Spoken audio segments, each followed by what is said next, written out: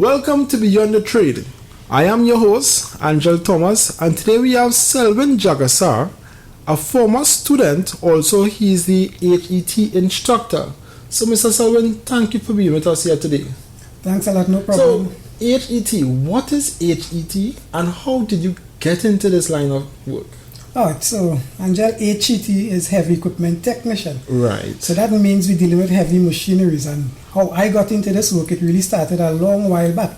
But I moved up from automotive and I went into the heavy equipment when I went to John D. Technology Institute. Oh. So HET kind of took me outside there a little bit when I realized what's going on with small vehicles. I get a passion for larger vehicles, and that's where my journey started with HET. HET. So, what is it? Give me a breakdown of what is the typical day-to-day or life of a HET technician.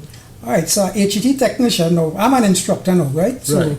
that's a different life. Now, For as sure. a technician out there, your life, now first to begin, are we on the field or am I in a workshop? Yeah. So your life is twice actually different there.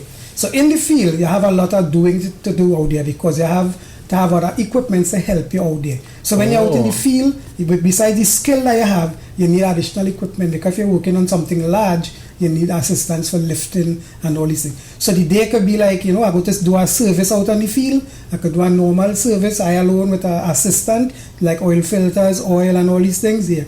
But if you have a breakdown out in the field, the day will be totally different. So tell me something. You mentioned on the field. So your personal experience here, right? So what is one of the largest equipment and machinery you would have worked on inland or on the road and off-road? Right, so on the road, the largest equipment I've worked on would have been truck and trailers. Okay. Right, so the on-road truck and trailer, on the road breakdown or in the workshop, I would have worked on that.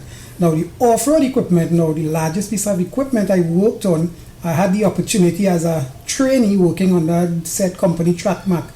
I went to Mayo where we work on a D11 installing a lubrication system. Okay. So it was like I could almost stand up under the machine while under there. So the machine is very huge. So that was the largest machine I worked on personally. Alright, nice. That's a good experience. I'm sure you'll never forget that. Never forget that. So what are some of the characteristics one should have coming into this field in order to become successful? Right, so one is passion. And you want to do the trade as an next. Yeah. Besides your knowledge and your qualifications, you have to have a passion to do this trade.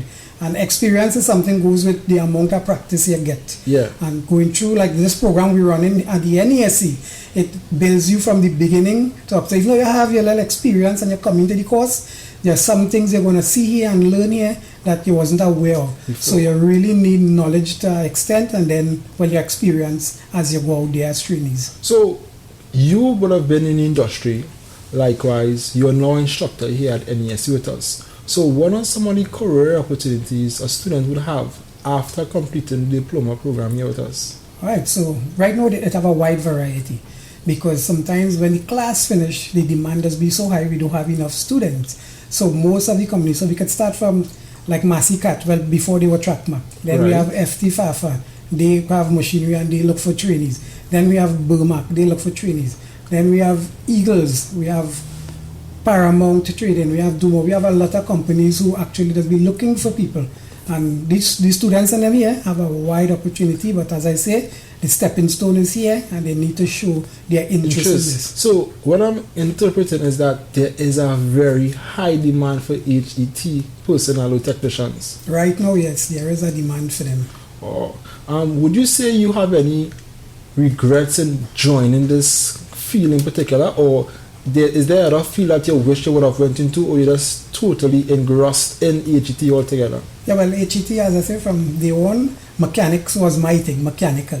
When I realized about the trucking and all these things, and I realized this is what I really want, yeah. So basically, it's passion for me now. Oh, it's passion. Yeah, I don't want to do anything else other than that. I mean, I will have little things I could do otherwise, but where this trade is concerned, I always grow and develop in this trade, and I say this is where I'm staying. You remind me of myself when I say all I want to do is air condition. Yeah. So you mentioned that the lubrication system you would have installed, right? You were able to fit under the equipment.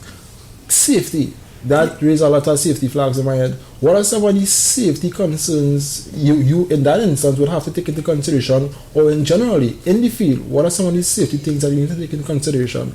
All right, well, where we were at that point in time, the machine actually was on its normal track. So it was like just that normal space when the machine Oh, so it's a track. It's not like it was on wheels. It was on a track. No, it was track, yeah. It's a track machine. So the machine was on the track and we just had to go to what we just call under the belly guard of the machine. Right. So when you get under there, the space under there is really huge. So you could sit down and work comfortable. And as I say, well, I'm not that tall. So basically standing, I could have almost stand. So that's tell you how big the machine was naturally. Yeah. And if anybody Google at D11, and they look at it, you would see what kind of space I'm talking about there. So safety is of paramount importance. Most of the places when I was on training, there's nothing we could have done without safety. Having your boots, your glasses, and all these things, your gloves. To the extent we need to have full PPE. Even to enter the company, we have to be properly well dressed to enter the compounds. And some common, I would say, misconceptions one may have about HET and not heavy equipment, but auto. The difference between them and the misconceptions that someone may have. Right, so some of the misconceptions, basically, normally is the same work. Generally, some of the work are the same. One thing is the parts are larger, that is one. The parts are very larger. Much larger, yeah. Heavy equipment will move to more, you have a lot of hydraulics when you look at the on-road and some of the on-road and most of the off-road. So that's where the difference will really lie. For our program, the major difference for us is the heavy equipment part, which we deal with the machineries, because we have a lot of hydraulics involved there. Oh, fair enough. And it's much more bigger parts and components. Most of the parts are huge and larger parts. In terms of technology, what new technology is there on the market that I would say help you all do repairs or do a service? What new technology is there involved in AGT at the moment? Right, so technology on the market is basically pneumatic tools, because without these tooling, we take very long to do stuff. Yeah, so you see that those type of tool, pneumatic tools is very important. And as I say, we have other equipment like HIAB and all these things to help us with lifting and all these things. Because long ago is chain block and all these things. So we have other equipment that we use. We have these engine lifts and all these things. Then we have the two-post lift. Depends on what we're working on, we will be able to put them up, because that makes the work a little more easier. Yeah, yep. For sure. And given the fact that you're in the industry a while, what would you say are some of the challenges one may face in new industry?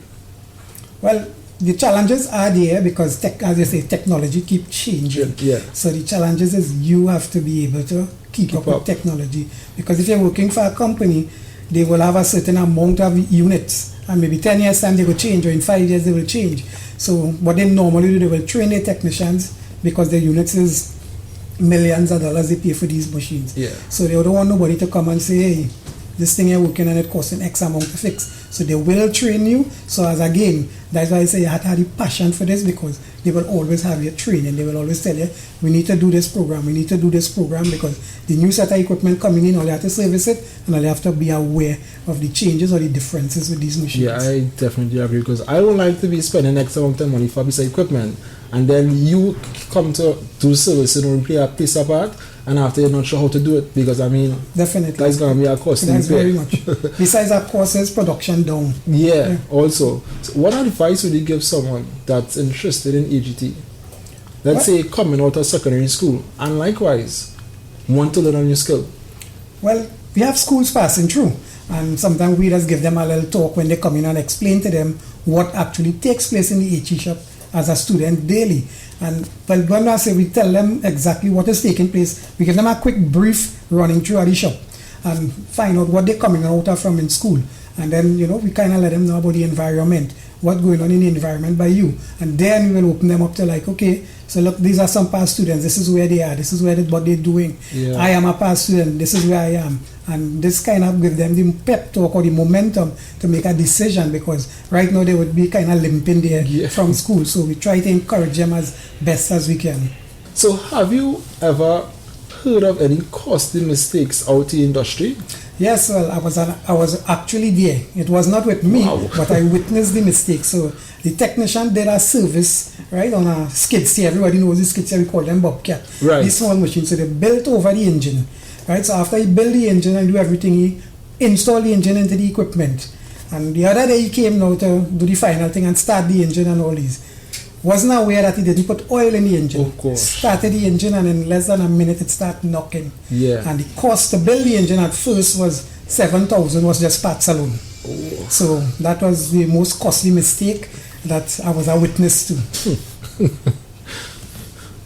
and a skid steer is a small piece of equipment, so if we talk about larger equipment, Now, any mistake in any industry will be costly. Costly, yeah. So you mentioned that mistake, which was a costly one.